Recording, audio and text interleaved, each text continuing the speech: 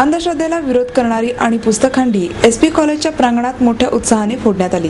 वंदे मातरम संघटना आणि युवा फिनिक्स फाउंडेशन यांच्या संयुक्त विद्यमाने आयोजित करण्यात आलेली अंधश्रद्धेला विरोध करणारी आणि पुस्तकहंडी एसपी कॉलेजच्या प्रांगणात मोठ्या उत्साहात फोडण्यात आली। डॉक्टर नरेंद्र दाभोळकर यांच्या हत्येच्या पार्श्वभूमीवर या हंडीच्या दोरीला डॉक्टर दाभोळकर, शिवसेना प्रमुख बाळासाहेब ठाकरे, भगतसिंग आदी व्यक्तिमत्वांचे फोटो लावण्यात आले होते। विचारांची कास धरू, अंधश्रद्धांवर मात करू, डॉक्टर दाभोळकरांचा विचार समाजात पसरवू अशा ओळी फलकावर लिहिण्यात आल्या होत्या।